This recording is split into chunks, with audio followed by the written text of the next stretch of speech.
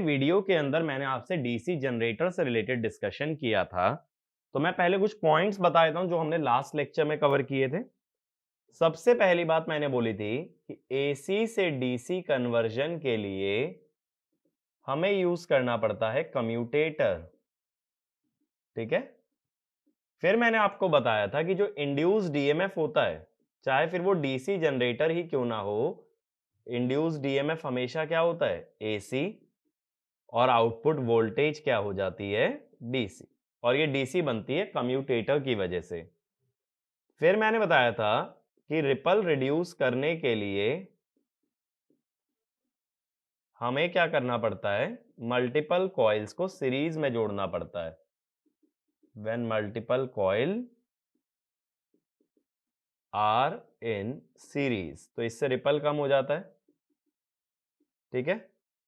फिर मैंने आपको बताया था कि जो माइका इंसुलेशन होती है कम्यूटेटर में, वो 6 mm से 8 mm थिक होती है।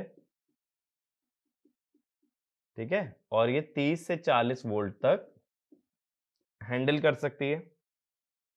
फिर मैंने आपको एक चीज बताई थी, जो ईएमएफ इंड्यूस होता है वो होता है v, b perpendicular into l. So variation of b perpendicular with theta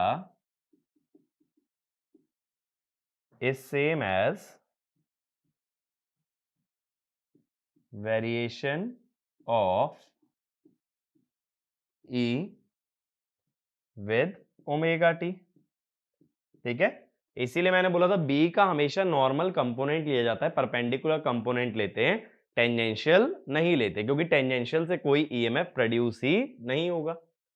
एक मैंने कॉन्सेप्ट आपको इलेक्ट्रिकल और मैकेनिकल एंगल के बारे में बताया था, where p is the number of poles. ठीक है। तो इतना सब डिस्कशन हमारा लास्ट वीडियो के अंदर हुआ था, और ये काफी इंपॉर्टेंट कॉन्सेप्ट है जो कि आगे के चैप्टर्स में भी काम आने वाले हैं। ठीक है। ऐसा मत सोचना कि सिर्फ डीसी जनरेटर के लिए पता होना चाहिए। ये वाला जो पॉइंट है, ये अभी आप लोग नहीं समझोगे कितना ज्यादा रेलिवेंट है। जब अलग मशीन्स की बात करेंगे ना, तब देखने में मिलेगा कि ये पॉइंट हमारे लिए कितना इंपॉर्टेंट हो जाता है कि बी का वेरिएशन जो होता है वही वेरिएशन ईएमएफ का होता है। ठीक है। और हमने क्या देखा था कि रिपल रिड्यूस करने के लिए कि फ्लक्स डेंसिटी की जो वेव फॉर्म है वो साइनोसॉइडल की जगह प्रेफरेबल है फ्लैट टॉप। ठीक है। तो डीसी मशीन में फ्लैट टॉप फ्लक्स डेंसिटी चलती है, और वहीं एसी मशीन के अंदर हम लोग चाहते हैं किस तरह की फ्लक्स डेंसिटी, साइनोसॉइडल, क्योंकि ईएमएफ भी हमें चाहिए साइनोसॉइडल। यहां तुम चाहते हो जो वोल्टेज है वो कांस्टेंट डीसी मिले, और उसे बनाने का बेहतर तरीका है ट्रेपेजॉइडल या फिर फ्लैट टॉप फ्लक्स डेंसिटी, तो वो डीसी मशीन के अंदर यूज होगी।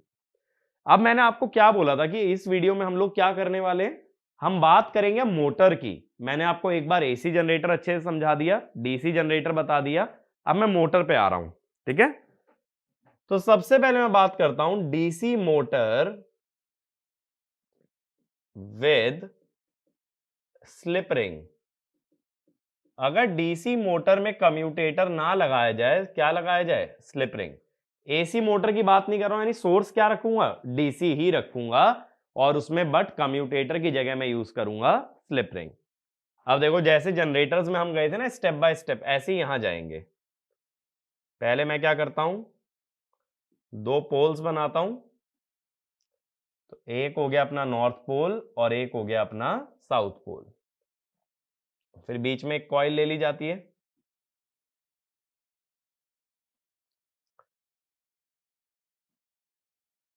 ठीक है। अब ये जो कॉइल होती है, इसका एक एंड में एक स्लिप रिंग से जोड़ रहा हूं, यहां पे कि मैं ब्रश भी दिखा दे रहा हूं, और दूसरा एंड दूसरी स्लिप रिंग से जोड़ रहा हूं, जिसमें कि मैं फिर से ब्रश दिखा रहा हूं। ये ब्रश 1 और ये ब्रश 2, ब्रशेस स्टेशनरी रहेंगे, रिंग 1 है, ये रिंग 2 है। लेकिन इस बार देखो, रेजिस्टिव लोड नहीं है अपने पास एक सोर्स, जिसमें कि एक डीसी बैटरी है और एक रेजिस्टेंस है। इसका अब क्या मतलब है, देखो फिर से मैं कंडक्टर दिखा देता हूं, ए बी सी डी, ये दो वायर्स हैं। ठीक है ना। अब देखो ये जो बैटरी तुमने लगाई है ये तो करंट डिलीवर करेगी, यानी करंट की डायरेक्शन अब की बार फिक्स है आई। तो यहां से करंट आई एंटर करता है और यहां से करंट आई लीव करता है। यहां से एंटर करेगा तो इसमें जाएगा और दूसरे से लीव करेगा तो इधर से नीचे आएगा। अब देखो यहां ये मत सोचना ईएमएफ निकालना है वी क्रॉस बी से। जैसे जनरेटर में ईएमएफ निकालते हैं ऐसे ही मोटर में फोर्स या टॉर्क निकाला जाता है। अब मैंने आपको बताया था कि एक करंट कैरिंग कंडक्टर पे फोर्स कैसे निकालते हैं, इंटीग्रल आई डीएल क्रॉस बी।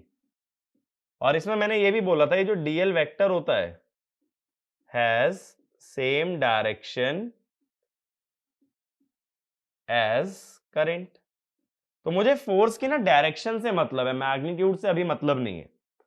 अब डायरेक्शन निकालने के लिए मैं फिर से क्या करता हूं, एक्स वाई जेड एक्सिस दिखा देता हूं, एक्स वाई एंड जेड। अब देखो ए बी में जो करंट है ये माइनस ए जेड कैप में है और सी डी में जो करंट है वो अपवर्ड्स है यानी ए जेड कैप है। अब इसका क्या मतलब हुआ, अगर माइनस ए जेड और ए जेड आ रहा है, मैग्नेटिक फील्ड इसी तरफ है ना बी ए वाई, तो डीएल क्रॉस बी करोगे तो minus a z cross a y, minus a z cross a y क्या होगा, minus a x, a z cross a y minus a x, तो ए एक्स हो जाएगा। ए x माने outwards, तो इस पे फोर्स जो आएगा वो ए एक्स में आएगा आउटवर्ड। मैंने क्या किया है, minus a z cross a y, क्योंकि डीएल क्रॉस बी करना है ना, तो करंट की डायरेक्शन क्रॉस मैग्नेटिक फील्ड की डायरेक्शन। इधर करंट है ए जेड, मैग्नेटिक फील्ड है a y, a z cross a y minus a x, minus a x माने अंदर की तरफ। तो एक कंडक्टर पे फोर्स बाहर की तरफ लग रहा है और दूसरे कंडक्टर पे फोर्स लग रहा है अंदर की तरफ।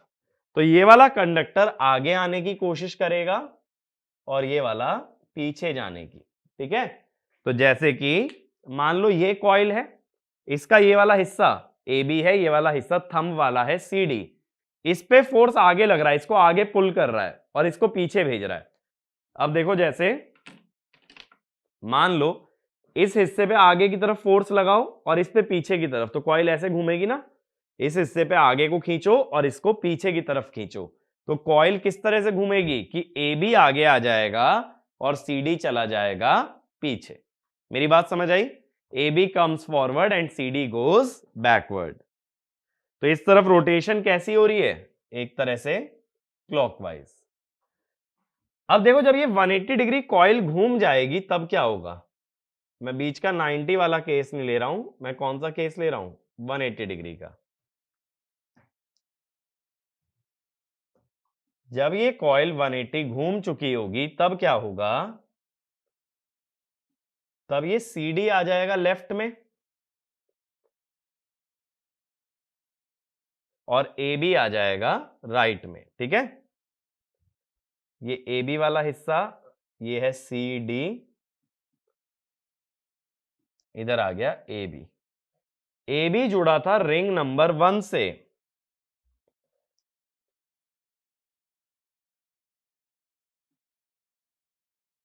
और यहां ब्रश था B1, रिंग 1 से जुड़ा हुआ था। CD जुड़ा हुआ था रिंग 2 से,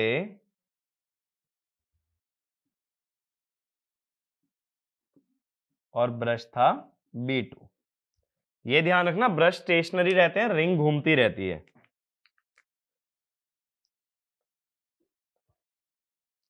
अब नीचे क्या दिखाओगे, एक रेजिस्टेंस और एक बैटरी,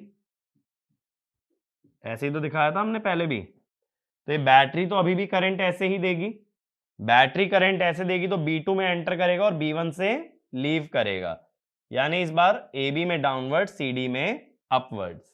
फिर से फोर्स निकालना है, देखो इसका करंट ऊपर की तरफ है यानी AZ कैप, इसका नीचे की तरफ है माइनस AZ कैप। फोर्स कैसे निकालते हैं, DL cross B, magnetic field है AY, तो AZ cross AY, AZ cross AY माने AX, AX का मतलब है बाहर की तरफ, ठीक है, sorry minus AX, AZ cross AY minus AX, तो अंदर की तरफ। फिर minus AZ cross AY, minus AZ cross AY यानी बाहर की तरफ, ये हो गया ax और ये हो गया -x। बस मैंने करंट की डायरेक्शन का क्रॉस प्रोडक्ट ले लिया है मैग्नेटिक फील्ड से, ठीक है ना। अब इसका क्या मतलब है, देखो पहले मेरी कॉइल ऐसे थी, ये वाला हिस्सा था AB, ये वाला हिस्सा था CD। ये कॉइल ऐसे घूमना चाह रही थी, ऐसे यानी AB आगे आने की तरफ कोशिश कर रहा था, CD पीछे जाने की। अब ये 180 डिग्री घूम गई, ठीक है, ऐसे थी ऐसे घूम गई। अब ये हिस्सा CD है, ये AB। अब CD अंदर जाने की कोशिश कर रहा है और AB बाहर आने की, AB बाहर CD अंदर, तो ऐसे घूम गई, ऐसे ऐसे ऐसे ऐसे, ठीक है। तो ये पूरा रोटेशन नहीं हुआ। इसका मतलब क्या हुआ, देखो अगर पहले ये क्लॉकवाइज घूमना चाह रही थी, अब ये हिस्सा अंदर जाना चाहता है और ये हिस्सा बाहर आना चाहता है, तो रोटेशन कैसी है, एंटी क्लॉकवाइज। तो ये एक पर्टिकुलर डायरेक्शन में नहीं घूम रही है। देखो दोबारा समझो, AB पहले बाहर आना चाहता है, ये AB है और थंब वाला है CD। AB बाहर आना चाह रहा था, CD अंदर, तो ये ऐसे घूम गई। अब CD इधर है, ये अंदर जाना चाह रहा है, AB फिर बाहर आना चाह रहा है, तो ऐसे घूम गई, तो ऐसे ऐसे, ठीक है। जबकि कंप्लीट रोटेशन कैसे होता, अगर ऐसे थी तो ऐसे आके पूरा दोबारा ऐसे घूमता, जबकि इसने घूमा कैसे, इस तरीके से। तो ये वाइब्रेट करती रहेगी, ये कंटिन्यूअस रोटेशन नहीं दे पाएगी। तो इसमें लिखना, if slip rings are used, if slip rings are used in case of DC motor, if slip rings are used in case of DC motor, then current from the source, lies in the same direction, current from the source lies in the same direction, due to which current in each conductor does not reverse its direction,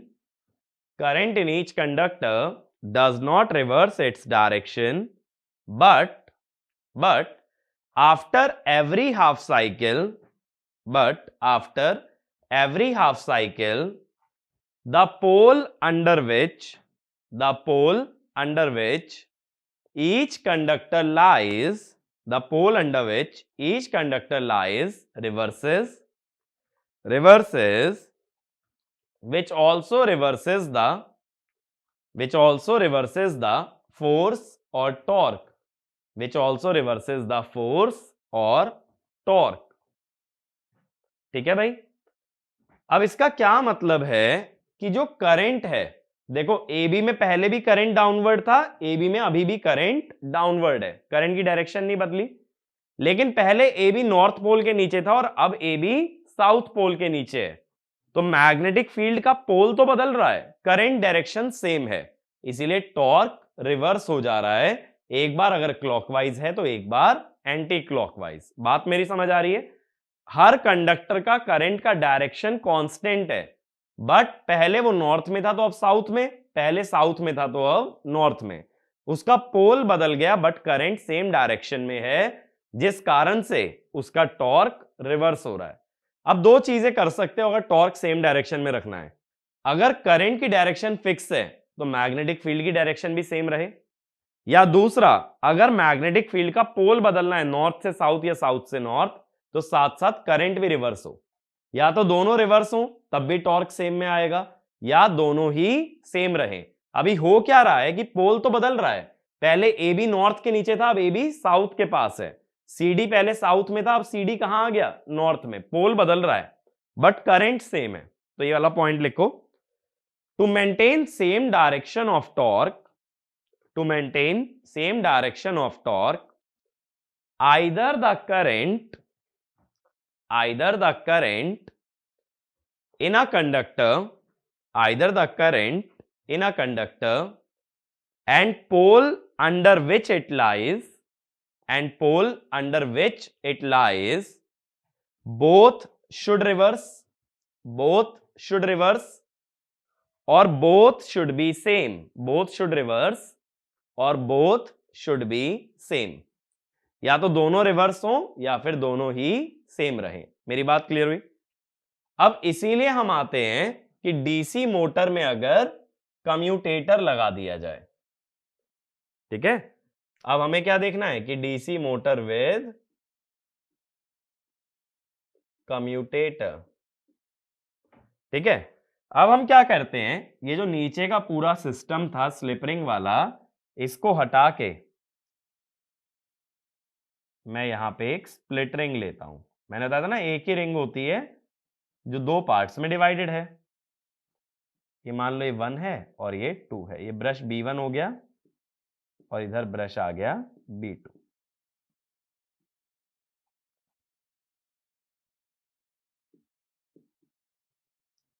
अब देखो हमने ऐसे ही दिखाई थी ना battery. अभी देखो यहां से करंट निकलेगा बैटरी के पॉजिटिव टर्मिनल से, यानी B2 से एंटर, B1 से लीव। ठीक है, B2 से एंटर कर रहा है तो ये करंट ऊपर की तरफ गया, B1 से लीव कर रहा है तो करंट नीचे की तरफ गया। मैं फोर्स हटा देता हूं यहां से।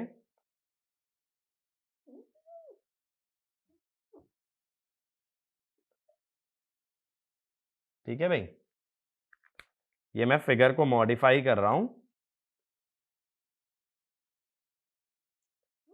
अब देखो सबसे पहले क्या हो रहा है, ये जो करंट है ऊपर की तरफ जा रहा है, ऊपर माने AZ कैप, ये करंट नीचे की तरफ जा रहा है यानी माइनस AZ कैप। फोर्स का डायरेक्ट फॉर्मूला क्या है, I dl क्रॉस B, और dl की डायरेक्शन करंट वाली डायरेक्शन है, यानी यहां AZ cross AY, AZ cross AY क्या होगा भाई, माइनस AX अंदर की तरफ, माइनस AZ क्रॉस AY यानी AX यानी बाहर की तरफ। अब इसका मतलब क्या हुआ, ये जो AB वाला हिस्सा है, AB यानी जो हमारा ये वाला पॉइंट है AB, ये अंदर जाने की कोशिश कर रहा है, CD बाहर आने की। इसका मतलब है ये कॉइल ऐसे घूमना चाह रही है, तो हमने इसको बोल दिया एंटी क्लॉकवाइज। ठीक है, अब इस वाले डायग्राम पे आ जाओ, जब 180 डिग्री बाद के बारे में बात की जा रही है। अब जब कंडक्टर 180 डिग्री घूम गए हैं तो इनसे जुड़ी रिंग भी 180 डिग्री घूम गई होगी, यानी रिंग में पहले 2 लेफ्ट में था, 1 लेफ्ट में होगा और 2 राइट में। लेकिन ब्रश रहते हैं भाई स्टेशनरी, ब्रश रिंग से जुड़े नहीं होते हैं, सिर्फ टच होते हैं। ऐसा मत सोचना कि रिंग से परमानेंट इसको तुमने चिपका दिया है या जॉइंट है। ठीक है भाई, अब देखो यहां से करंट निकला I, B2 से एंटर, B1 से लीव। B2 से एंटर तो CD में ऊपर गया और AB में नीचे आ गया, यानी करंट ऊपर गया तो AZ कैप, नीचे आया तो माइनस AZ। अब जो मैग्नेटिक फील्ड है वो तो नॉर्थ से साउथ है, यानी AY कैप में चल रही है। पहला देखो AZ क्रॉस AY यानी माइनस AX अंदर की तरफ, minus AZ cross AY, minus AZ cross AY यानी AX यानी बाहर की तरफ। अब इसका मतलब ये वाला कंडक्टर अंदर जाने की कोशिश कर रहा है और ये बाहर आने की, तो रोटेशन अभी भी कैसा हुआ, एंटी क्लॉकवाइज। पहले भी कैसा था, एंटी क्लॉकवाइज। यानी अब दोनों ही केसेस में कॉइल एक ही तरह से रोटेट करेगी, that is an anti clockwise direction. ठीक है, अब इससे देखो हुआ क्या कि पहले AB नॉर्थ पोल में था, अब AB किसमें है, साउथ में। लेकिन AB में पहले करंट अपवर्ड्स था, अब AB में करंट कैसे है, डाउनवर्ड। यानी जब तुमने पोल चेंज किया जिसके अंदर कंडक्टर लाई करता है, तो साथ साथ उसका करंट भी रिवर्स कर दिया। तो इसमें लिखना due to commutator when a conductor due to commutator when a conductor changes the pole when a conductor changes the pole under which it lies the current in the conductor also reverses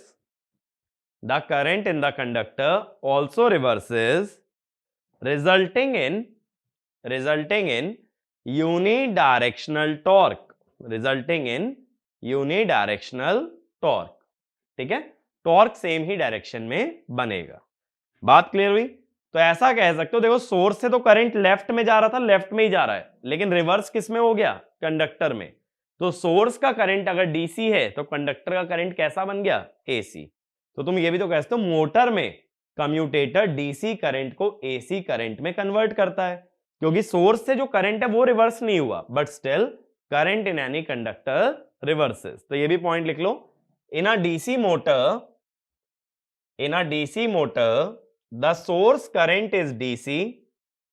In a DC motor, the source current is DC, but current in each conductor, but current in each conductor is AC, is AC. So commutator performs, so commutator performs DC to AC conversion. Commutator performs DC to AC conversion in DC to AC conversion in DC motor, in DC motor। ठीक है भाई? तो देखो commutator क्या कर रहा है, DC generator में वोल्टेज को एसी से डीसी ले जा रहा है और डीसी मोटर में करंट को ले जा रहा है डीसी से एसी।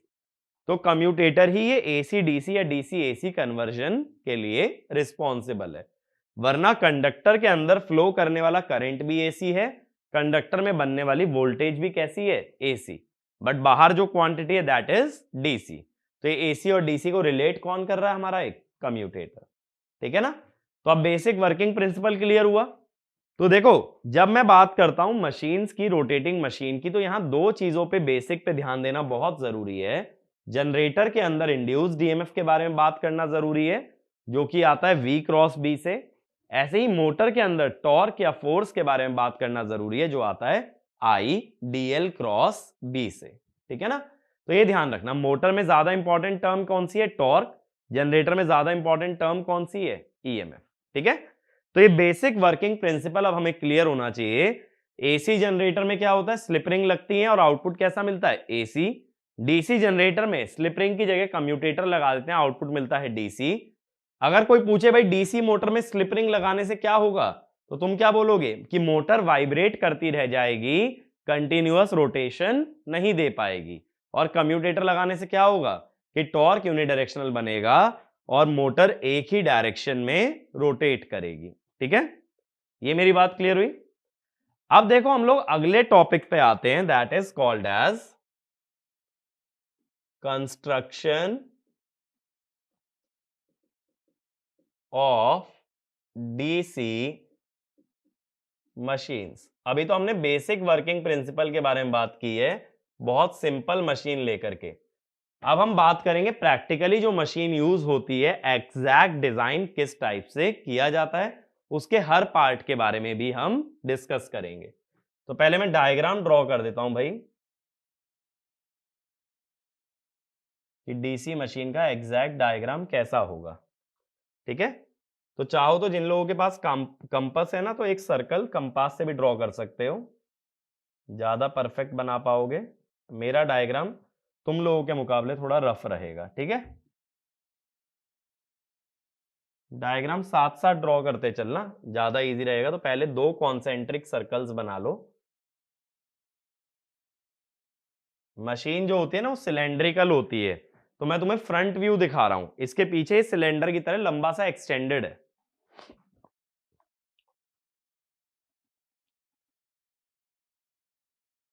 अब ये जो तीसरा सर्कल मैं बना रहा हूं ना, इसको भले ही पेंसिल में ड्रॉ कर लेना,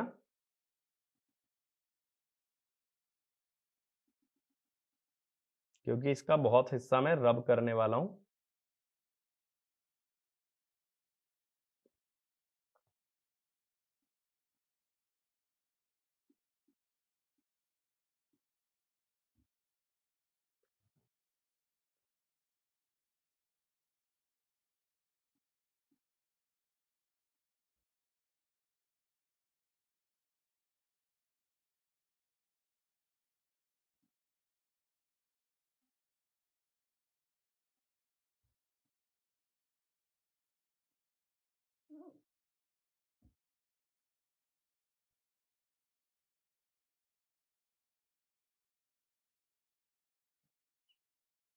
ठीक है, इस टाइप से बन जाएंगे। ये मैंने पोल्स दिखा दिए तुम्हें, इस टाइप से ये मेरे पोल्स बन गए। 4 पोल्स की मैंने मशीन ले ली। ठीक है, अब आगे की बात करते हैं। ये 4 पोल बनने के बाद बीच में रहेगा हमारा रोटर। तो बीच में ऐसे एक डॉटेड सर्कल और बना लेना। ये डॉटेड सर्कल में वाइंडिंग के लिए ना स्लॉट्स दिए जाते हैं, तो ऐसा नहीं कि एकदम सॉलिड सर्कल बना लो, ये स्लॉट्स देने पड़ते हैं जिसके अंदर की कॉइल रखोगे। कॉइल कभी भी जो है ना स्मूथ सिलेंडर पे नहीं रखी जाती है, उसके अंदर हमेशा स्लॉट होते हैं। स्लॉट का बेसिक सा पर्पस भी सोचो यार, जब तुम वाइंडिंग वाउंड करने वाले हो तो कॉइल के लिए जगह तो छोड़ोगे, वरना कॉइल अटकेगी कैसे सिस्टम के अंदर। अगर एक सिंपल से स्मूथ सिलेंडर पे कोई वायर बांधोगे ना तो वो वायर टिकेगी नहीं, तो उसे सपोर्ट देना पड़ता है दोनों तरफ से। उसके लिए स्लॉट्स बनाए जाते हैं ताकि वो वायर मूव ना करे। ठीक है, ये स्लॉट्स बन जाएंगे अंदर, यहां पे ऐसे ये शो कर देना शाफ्ट। अब देखो क्या होता है, ये जो स्टेटर है इस पे मैंने 4 पोल बनाए हैं ना, तो 4 पोल देखो ऐसे बना लो, नॉर्थ साउथ नॉर्थ साउथ। अब अगर ये इलेक्ट्रोमैग्नेट है तो ये जो पोल्स क्रिएट हुए हैं ये करंट की वजह से हुए होंगे, वो करंट हमें दिखाना पड़ेगा। करंट दिखाने के लिए क्या करना है कि मैग्नेटिक फील्ड नॉर्थ से बाहर आनी चाहिए। नॉर्थ से बाहर का मतलब है डाउनवर्ड्स। डाउनवर्ड्स कब आएगी, जब करंट लेफ्ट से अंदर जाए और राइट से बाहर आए। मैग्नेटिक फील्ड ऐसे आएगी ना डाउनवर्ड्स, लेफ्ट से अंदर राइट से बाहर। तो करंट लेफ्ट से अंदर राइट से बाहर। ठीक है, देख लो चाहे तो करंट को, लेफ्ट से अंदर गया राइट से बाहर गया तो डाउनवर्ड्स। अब ये साउथ है, साउथ में अंदर आती है, अंदर माने लेफ्ट। लेफ्ट कब जाएगी, जब ऊपर से करंट अंदर जाए और नीचे से बाहर आए। ऊपर से अंदर नीचे से बाहर, ये ऊपर से अंदर गया और नीचे से ये बाहर आ गया। फिर नॉर्थ पोल, नॉर्थ में बाहर जानी चाहिए यानी कि अपवर्ड्स। अपवर्ड्स जाएगी तो राइट से अंदर लेफ्ट से बाहर, लेफ्ट से बाहर और राइट से अंदर। ठीक है, अगला साउथ। साउथ में फिर से अंदर जानी चाहिए यानी कि ऊपर से बाहर और नीचे से अंदर, ऊपर से बाहर और नीचे से अंदर। ये हमने करंट दिखा दिया। परमानेंट मैग्नेट होते तो ये करंट दिखाने की जरूरत नहीं थी, और इलेक्ट्रोमैग्नेट है तो करंट दिखाना पड़ेगा। अब मैं मशीन के पार्ट्स को नेम कर रहा हूं। ये जो पार्ट होता है ये सबसे पहला पार्ट, दैट इज योक। ठीक है, अब ये जो है ब्लू में जो मैंने आउटवर्ड वाले पीस दिखाए हैं, इसको बोलते हैं टीथ, और ये जो खाली जगह है इसको बोलते हैं स्लॉट्स। ठीक है, जो उभरा हुआ पोर्शन है बाहर निकलेगा वो टीथ, और जो अंदर रह गया वो स्लॉट। ठीक है, ये जो डॉट क्रॉस दिखा रहा हूं इसको कहते हैं फील्ड वाइंडिंग। मैग्नेटिक फील्ड बनाने वाली winding, that is field winding. ठीक है, अब इसके बाद ये हो जाता है मशीन का बेस, जिस पे मशीन टिकी है, जो कि मशीन को मैकेनिकल सपोर्ट दे रहा है। ये हो जाता है फील्ड मैग्नेट, जो कि मैग्नेटिक फील्ड जनरेट करेगा। इसके अंदर 2 पार्ट हो जाते हैं, पोल कोर और पोल शू। शू ये होता है जो नीचे का फैला हुआ पोर्शन है ना, इसको शू बोल देते हैं। तो पोल कोर यानी इस पे वाइंडिंग लपेटी गई है, और शू माने जो कि मैग्नेटिक फील्ड को स्प्रेड कराएगा। ठीक है, और यहां पे अंदर एक आयरन का स्ट्रक्चर होता है, इसे बोलते हैं स्पाइडर। स्पाइडर एक आयरन का स्ट्रक्चर होता है जो कि आर्मेचर में या रोटर के अंदर पाया जाता है। और यह आर्मेचर का भी जो बल्क वाला पोर्शन है इसको बोल देते हैं आर्मेचर कोर। ठीक है, इसको अक्सर लैमिनेटेड रखा जाता है। लैमिनेशन क्यों करते हैं, to reduce eddy current loss. मेरी बात क्लियर है? तो मशीन के पार्ट्स क्लियर है कि डीसी मशीन दिखती कैसी है। स्टेटर पे हमारे पोल्स होते हैं, 2 4 6 8 जितने भी पोल लो, लेकिन लेना इवन है। उसके बीच में रोटर होता है जिसपे कि आर्मेचर वाइंडिंग प्रेजेंट होती है। मैंने आर्मेचर वाइंडिंग दिखाई नहीं है, दिखाना चाहो तो ऐसे सर्कल बना सकते हो। ये जितने भी स्लॉट्स है ना, इनके अंदर आर्मेचर वाइंडिंग प्रेजेंट रहेगी। और ये आर्मेचर वाइंडिंग किससे जुड़ती है? कम्यूटेटर से। ये मैंने दिखाया था ना वर्किंग प्रिंसिपल में कि जो भी कॉइल होती है वो कम्यूटेटर से जुड़ी होती है। तो ये जो सर्कल आएगा that is your armature winding. तो आर्मेचर वाइंडिंग को रखा कहां गया है? स्लॉट के अंदर। ये कंफ्यूज मत हो जाना, आर्मेचर वाइंडिंग क्या है और स्लॉट क्या है। वाइंडिंग है वो जो कॉइल हम लोग दिखा रहे थे अभी तक वर्किंग प्रिंसिपल में, और स्लॉट है वो कॉइल का कंडक्टर जहां से पास हो रहा है, दैट इज योर स्लॉट। ठीक है, तो एग्जैक्ट डीसी मशीन का कंस्ट्रक्शन कुछ इस टाइप से होता है। इसके अंदर मैंने तुम्हें कम्यूटेटर शो नहीं किया है, बट वो सभी चीजें प्रेजेंट रहती हैं। वन बाय वन हम लोग सबके बारे में बात करेंगे। तो पहला पार्ट जिसके बारे में मैं बात करने वाला हूं, फर्स्ट वन इज योर योक। ठीक है, अगर ये डायग्राम ड्रॉ नहीं किया है तो पहले वीडियो पॉज करके डायग्राम ड्रॉ कर लो, उसके बाद तुम आगे पढ़ सकते हो। अब देखो योक के बारे में अगर मैं बात करूं तो पहले मैं दो पोल का एग्जांपल लेता हूं कि होता क्या है। दो पोल के अंदर क्या होगा, एक छोटा सा स्टेटर बना लेता हूं, अभी रोटर के बारे में बात नहीं कर रहा। कि मान लो ये अपने यहां पे दो पोल्स आ गए, एक तो नॉर्थ और एक साउथ।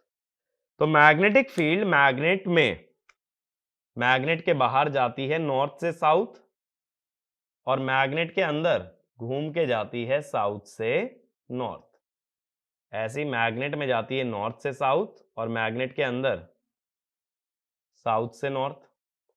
यानी देखो मैग्नेटिक फील्ड के पास ना दो रास्ते हैं, क्लोज लूप राइट से भी कंप्लीट कर सकती है और लेफ्ट से भी। यानी अगर ये टोटल लाइंस फाई को रिप्रेजेंट कर रही हैं, आधी लाइन लेफ्ट में जाएंगी और आधी राइट में, तो कितना फ्लक्स गया यहां? 5/2, और इधर भी कितना गया? 5/2। तो योक के अंदर ना कभी भी फ्लक्स फाई नहीं जाता, योक के अंदर टोटल फ्लक्स का हमेशा हाफ जाता है, दैट इज 5/2। ऐसे ही देखो अगर चार पोल की मशीन ले लें, जैसा मैंने यहां डायग्राम बनाया भी है, इसमें चार पोल है ना, अगर चार पोल की मशीन डिजाइन कर ली जाए तब क्या होगा?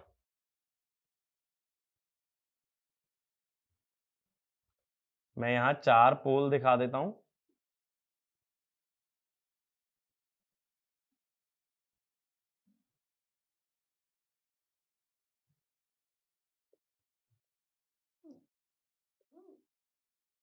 ये दिखा दिया कैसे होते हैं, नॉर्थ साउथ नॉर्थ साउथ। अब देखो मैग्नेटिक फील्ड नॉर्थ से निकली, घूम के साउथ से अपना रास्ता कंप्लीट कर लिया, ऐसे चली गई। ठीक है, फिर ऐसे ही इस वाले नॉर्थ से निकली, घूम के रास्ता साउथ से कंप्लीट कर लिया।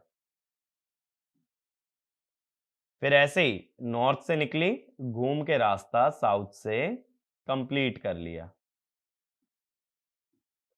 फिर ऐसे ही इस वाले नॉर्थ से निकली, रास्ता साउथ से कंप्लीट हो गया। अब देखो इसमें हर पोल के नीचे दो लाइन मैंने दिखाई हैं, नॉर्थ से दो लाइन निकल रही है, साउथ में दो लाइन एंटर, नॉर्थ से दो लीव, साउथ से दो एंटर, लेकिन योक में एक एक लाइन है। तो मैं कह रहा हूं अगर एक पोल के नीचे का फ्लक्स फाई है, यानी दो लाइन अगर फाई को रिप्रेजेंट करती हैं, तो योक में एक ही लाइन गई, दैट इज 5/2। ठीक है, और यहां फाई क्या है? फाई है एक पोल के नीचे की फ्लक्स, इसीलिए बोल देते हैं फ्लक्स पर पोल। अगर एक पोल के नीचे देखोगे दो मैग्नेटिक फील्ड लाइंस हैं, जबकि योक में एक ही जा रही है, दैट मींस 5/2। तो इसका क्या मतलब हुआ? योक का प्राइमरी पर्पस क्या हुआ? योक मैग्नेटिक फील्ड के पाथ को क्लोज करवाता है, जो भी पोल मैग्नेटिक फील्ड क्रिएट करेगा उसका क्लोज लूप कहां से पूरा होता है? योक से। तो इसमें लिखना, योक के अंदर लिखो, in small machines yoke is generally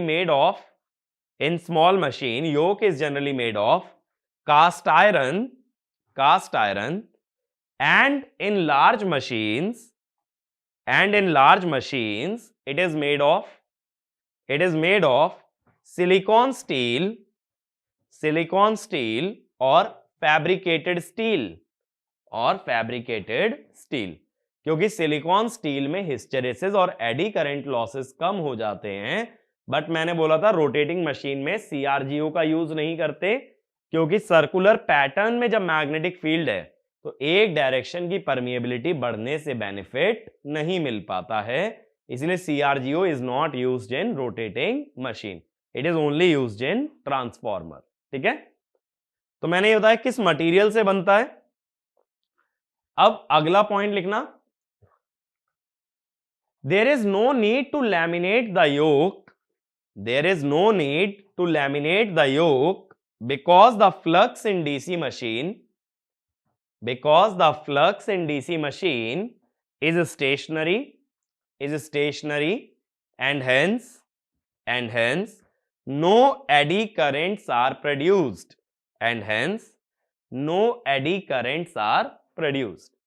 इसका मतलब क्या हुआ, देखो एडी करंट कब बनते हैं, जब फ्लक्स चेंज होता है टाइम के साथ, लेकिन डीसी मशीन में स्टेटर का जो फ्लक्स है या जो योक में फ्लक्स है वो कांस्टेंट है, that is not a function of time, and if it is not a function of time then no eddy currents will be produced. तो एडी करंट और हिस्टेरेसिस लॉस जो होता है ना वो आर्मेचर में या रोटर में होता है। जब डीसी मशीन की बात करें, आगे आएंगे उस पर भी, तो आर्मेचर या रोटर के अंदर होता है, स्टेटर के अंदर नहीं होता, इसलिए स्टेटर को लैमिनेट करने की भी जरूरत नहीं पड़ती, जबकि मैंने आर्मेचर में बताया था आर्मेचर कैसा है, लैमिनेटेड। ठीक है, ये बात क्लियर हुई कि लैमिनेट कभी भी योक को मत करना डीसी मशीन की, क्योंकि इसका फ्लक्स जो है कांस्टेंट है। अब रिक्वायरमेंट्स लिखो, योक की रिक्वायरमेंट, हाई परमिएबिलिटी, लो रिलक्टेंस, हाई मैकेनिकल स्ट्रेंथ, क्योंकि मशीन का ना बाहर का पूरा कवरिंग वो योक है, मशीन को जो पावर दे रहा है, या ये कह दो कि मशीन को जो स्ट्रेंथ दे रहा है, दैट इज योर योक, तो इसकी मैकेनिकल स्ट्रेंथ हाई होना जरूरी है, मशीन का पूरा सपोर्ट है। अब फंक्शंस लिखो, फंक्शंस क्या होंगे योक के, पहला लिखना, it provides mechanical support, to the entire machine, अगला protect the entire machine, important करके लिखना, it carries half of the flux per pole, and provides low reluctance path for completing closed loop of flux, अब देखो क्या होता है ना, जब हम ईएमएफ और टॉर्क के बारे में बात करेंगे तो वहां फाई का फैक्टर आएगा, उन फॉर्मूले में फाई आता है, तो ये इंपॉर्टेंट इसलिए है, मान लो मैं क्वेश्चन में तुम्हें फाई ना देके मैं ये कह दूं योक का फ्लक्स है 2 मिलीवेबर, तो तुम ये चीज जान जाना योक का फ्लक्स फाई नहीं होता, क्या होता है, फाई बाय 2। अगर वो फाई बाय 2 है तो फाई उसका डबल होगा, यानी कि फाई कितना लेना पड़ेगा, 4 मिलीवेबर। तो क्वेश्चन को ट्विस्ट करने का एक इजी तरीका है, ज्यादातर क्वेश्चंस के अंदर फाई गिवन होता है, लेकिन मैं तुम्हें फाई ना देके क्या दे दूंगा, योक का फ्लक्स जो तुम्हें पहचानना होगा दैट इज फाई बाय 2। इसीलिए हमेशा ये ध्यान देना कि ये जो पॉइंट है, योक में कुछ भी याद रहे ना रहे, ये याद रहना चाहिए, it carries half of the total flux.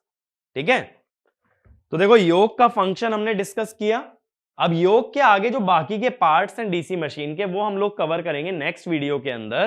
तो अगली वीडियो में मैं जो शुरू करूंगा, मैं फील्ड मैग्नेट से शुरू करूंगा, पोल कोर, पोल शू, ये सारी चीजें बहुत डिटेल में समझाऊंगा कि पोल शू की शेप क्या होती है, उसकी शेप से असर क्या पड़ता है, तो मशीन की परफॉर्मेंस किस तरह से पोल पे डिपेंड करती है, इस पे हम लोग सब बातें करेंगे।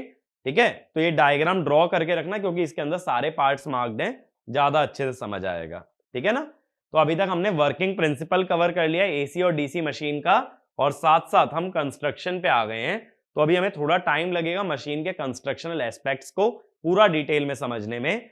इस वीडियो के अंदर जो पॉइंट याद रखा जाएगा that is yoke carries half of the total flux या half of the flux per pole. ठीक है, तो आगे की बातें नेक्स्ट वीडियो में। Thank you.